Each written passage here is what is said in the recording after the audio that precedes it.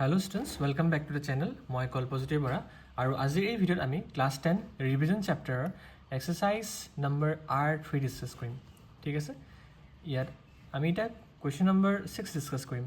Question number 6 তোমালোকৰ এক্সামৰ point of ভিউৰ পৰা বহুত বেছি ইম্পৰ্টেণ্ট হয়। ইয়াৰ পৰা এটা কোৱেশ্চনটো দিব, এইটো ফিক্স থাকে। ঠিক আছে? সো এই কোৱেশ্চন নম্বৰ 6ত কৈছে express the following number in standard form. ঠিক আছে? ইয়াত 4টা নম্বৰ দিছে, এই নম্বৰকেইটা জেনেৰেল ফৰ্মত লিখা হৈছে। আৰু তাহাঁতক আমি কেনেকৈ লিখিব লাগে, তাক আমি ষ্টেণ্ডাৰ্ড ফৰ্মত লিখিব লাগে। ঠিক আছে? চ' আমি চাওঁ এইকেইটা কুৱেশ্যনক আমি কেনেকৈ ষ্টেণ্ডাৰ্ড ফৰ্মত লিখিব পাৰোঁ। ইজি হয় বাট অলপ কনফিউজিং হয়। চ' ভিডিঅ'টো ভালকৈ মন দি চাবা। ঠিক আছে? ফাৰ্ষ্ট নাম্বাৰটো মই লিখি ল'লোঁ 3 4 3 আৰু 4টা 0 আছে চাগে, right? Yes, I have 4 zeros and okay, this is the question.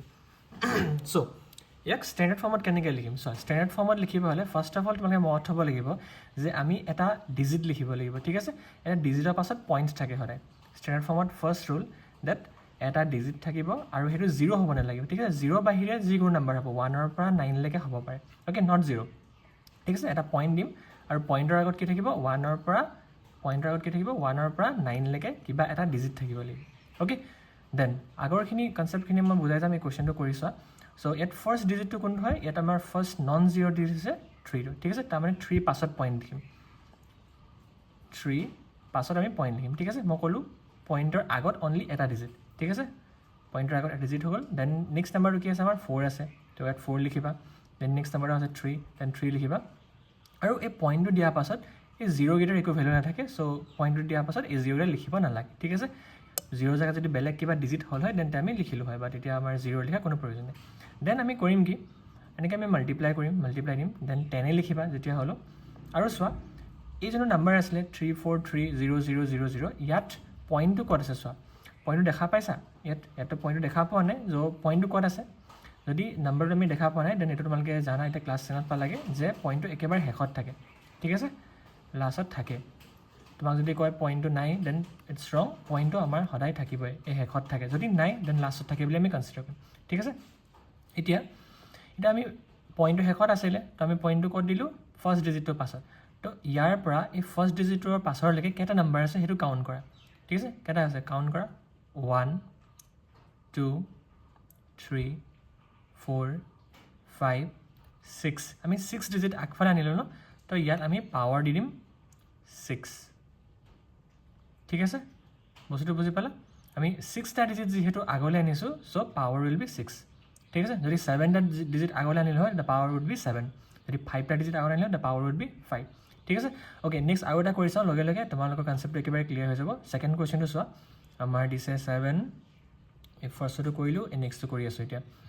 7 0 0 4 0, then again 0 0 0, then again another 3 0। ঠিক আছে?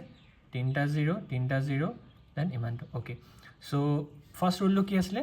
আমি এটা ডিজিট পাছত পইণ্ট দিব লাগে, হয়নে? আৰু ফাৰ্ষ্ট ডিজিটটো ইয়াত দেখিছোঁ আমি 7 পাইছোঁ, তো আমি 7 পাছত পইণ্ট দিম। 7 পইণ্ট আৰু ক'ৰলৈকে লিখিম? য'ৰলৈকে আমাৰ নন জিৰ' ডিজিট থাকিব। এই 0টো লিখিম, তাৰপিছত নেক্সট 0টো লিখিম, তাৰপিছত নেক্সট এই 4টো লিখিম। এতিয়া 4ৰ পাছৰ 0খিনি আমাৰ লিখাৰ কোনো দৰকাৰ নাই। অ'কে, হৈ গ'ল। আমি ইনটু 10 দিয়া সদায় কৈছিলোঁ। তো এতিয়া আমাৰ পইণ্ট ক'ত আছে? ইয়াত চাওঁ আমি পইণ্ট ক'ত আছে। আমাৰ পইণ্টটো ক'তো নাই, তো ক'তো নাথাকিলে ক'ত আছে বুলি আমি কনচিডাৰ কৰিম? একদম লাষ্টত ইয়াত আছে বুলি কনচিডাৰ কৰিম। ঠিক আছে? চ' আমি এতিয়া কৰিব কি লাগিব? ইয়াৰ পৰা আমি ডিজিটখিনি কাউণ্ট কৰিব লাগিব। ক'ৰলৈকে? এই 7লৈকে, কাৰণ আমি 7ৰ পাছত পইণ্ট দিছোঁ ন, তো ইয়াৰ পৰা আমি কাউণ্ট কৰিম। চোৱা 1 2 3 4 5 6 7 8 9 10। 10 ডিজিট আমি আগলৈ আহিলে, আগত আহি কেনে আমি পইণ্ট দিলোঁ। চ' পাৱাৰটো কি হ'ব? পাৱাৰটো হ'ব 10। অ'কে, বুজি পাইছা বস্তুটো? তাৰপিছত আমি থাৰ্ড কুৱেশ্যন এটা কৰি চাওঁ। আৰু এটা লেফ্ট ৰাইটৰ আৰু এটা ৰুল আছে, এইটো কুৱেশ্যনত মই কৈ দিম বাৰু। ইয়াত আমাক কুৱেশ্যন দিছে 0 পইণ্ট, কেইটা 0 আছে বাৰু ইয়াত? আমাৰ 1 2 3 4 5 6টা 0 আছে চাগে। 1 2 3 4 5 6, I have 6 zeros, then 1 5। Okay, আচ্ছা, এতিয়া মোক কোৱা পইণ্টৰ আগত এটা 0 নন জিৰ' আছে নাই? মই কৈছিলোঁ চোৱা, ইয়াত লিখা আছে, ইয়াত লিখিছোঁ মই যে পইণ্টৰ আগত 0 হ'ব নালাগিব। পইণ্টৰ আগত কি হ'ব লাগিব? 1ৰ পৰা 9। চ' এতিয়াতো কুৱেশ্যনটোত আমাৰ পইণ্টৰ আগত 0 আছে ন, তো প্ৰথম নন জিৰ' ডিজিট কোনটো হয়? প্ৰথম নন জিৰ' ডিজিট হয় আমাৰ এইটো 1। তাৰমানে ডিজিটটো সৰি পইণ্টটো ক'ত থাকিব লাগিব 1ৰ পাছত থাকিব লাগিব হয়নে চ' আমি ইয়াত লিখিম 1ৰ পাছত দিম পইণ্ট দেন 5 তাৰ পাছত আৰু একো নাম্বাৰেই নাই দেন মই কৈছিলোঁ সদায় মাল্টিপ্লাই বাই 10 কৰিবা আৰু এতিয়া পইণ্ট আমি ক'ৰপৰা ক'লৈকে লৈ গ'লোঁ আমি ইয়াৰ পৰা ইয়াৰ আছিলে আমি 1ৰ পাছলৈ লৈ গ'লোঁ হয় নাই 1ৰ পাছত পইণ্ট দিলোঁ তো কিমানটা ডিজিট আমি পাছফালে গ'লোঁ চাওঁ 1 2 3 4 5 6 7টা ডিজিট আমি পাছফালে লৈ কিনে পইণ্টটো ইয়াত দিলোঁগৈ তো পাৱাৰটো কি হ'ব ইয়াত পাৱাৰটো হ'ব 7 ঠিক আছে কিন্তু এটা চোৱা ক'ৰবাত প্লাছ হ'ব ক'ৰবাত মাইনাছ হ'ব কেতিয়া প্লাছ হ'ব যেতিয়া তুমি এই পইণ্টটো এই যোনটো পইণ্টটো নিছা এই যোনটো পইণ্ট আছিলে যে পইণ্টটো ইয়াত নি কিনে তুমি 1ৰ পাছত দি দিলাগৈ তো মই কোনটো ডাইৰেকশ্যনত নিছোঁ চোৱা মই লেফ্টৰ পৰা ৰাইট ফালে নিছোঁ হয়নে লেফ্টৰ পৰা যেতিয়া আমি ৰাইট ফালে নিম তেতিয়াহ'লে আমি এই যোনটো পাৱাৰ লিখিলোঁ এই পাৱাৰটো দিম নেগেটিভ ঠিক আছে পাৱাৰটো কি হ'ব পাৱাৰটো হ'ব নেগেটিভ মানে 10⁻⁻5 আৰু এইকেইটা আমি প্লাছত নিছিলোঁ চৰি এইকেইটা আমি ক'ৰ পৰা নিছিলোঁ এই যে কুৱেশ্যনটো কৰিলোঁ আমাৰ পইণ্টটো লাষ্টত আছিলে আমি এইফালৰ পৰা ৰাইটৰ পৰা আমি লেফ্ট ফালে লৈ গৈছিলোঁ এইটো ৰাইটৰ পৰা মই লেফ্ট ফালে লৈ গৈছিলোঁ ৰাইটৰ পৰা লেফ্ট ফালে লৈ গৈছোঁ এনেকৈ গৈছিলোঁ ন 1 2 3 4 5 6 ডিজিট আগফালে আনিলোঁ যেতিয়া আমি ৰাইট টু লেফ্ট যাম তেতিয়াহ'লে পাৱাৰটো কি হ'ব পাৱাৰটো হ'ব পজিটিভ আৰু আমি যদি লেফ্ট টু ৰাইট যাওঁ তেতিয়াহ'লে পাৱাৰটো কি হ'ব নেগেটিভ ঠিক আছে এই পইণ্টকেইটা মনত থৈ যাবা ঠিক আছে ইয়াত মই শ্বৰ্টকৈ লিখি দিছোঁ তোমালোকক চোৱা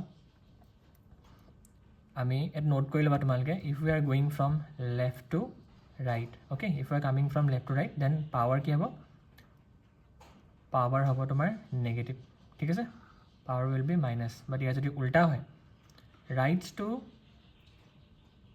ৰ'বা হা মই ইফালৰ পৰা এৰ'টো দি দিছোঁ then it will be better যদি আমি ৰাইটৰ ফালৰ পৰা এনেকৈ লেফ্ট ফালে পইণ্ট লৈ গৈছোঁ যেনেকৈ কুৱেশ্যন নম্বৰ 1 আৰু কুৱেশ্যন নম্বৰ 2ত কৰিলোঁ ঠিক আছে ৰাইট টু লেফ্ট দেন পাৱাৰটো কি হ'ব power will B positive okay এতিয়া আমি লাষ্ট আৰু এটা কুৱেশ্যন কৰিম ইয়াৰ থকা তোমালোকে ক'ব লাগে পাৱাৰটো প্লাছ হ'ব নে মাইনাছ হ'ব ঠিক আছে মই কোৱা আগতে তোমালোকে ট্ৰাই কৰিবা পাৱাৰটো মাইনাছ হ'ব নে প্লাছ হ'ব ক'বা মই কুৱেশ্যনটো পটককৈ লিখি লওঁ কুৱেশ্যন নম্বৰ 4 কি দিছে আমাৰ কুৱেশ্যনটো 0.0000143 ফাৰ্ষ্ট ৰুলটো মনত থ'বলৈ একেবাৰে ইজি হয় নাই পইণ্টৰ আগত আমাৰ এটা নন জিৰ' ডিজিট লিখিব লাগে মানে 1 to 9 চ' এই পইণ্টটো আমি ক'ৰপৰা ক'লৈকে নিব লাগিব এইটো ইয়াত আছে আমি 1ৰ পাছত নিব লাগিব গতিকে first non zero' digit is 1 মানে 1 ইয়াত আনিম হয়নে এইটো জেগাত ইয়াৰ পৰা ইয়ালৈ আনিছোঁ ঠিক আছে 1.436 অ'কে এতিয়া লাগিলে ভিডিঅ'টো প'ষ্ট কৰি লওঁ আৰু প'ষ্ট কৰি কিনে ভাবা যে পাৱাৰটো নেগেটিভ হ'ব নে পজিটিভ হ'ব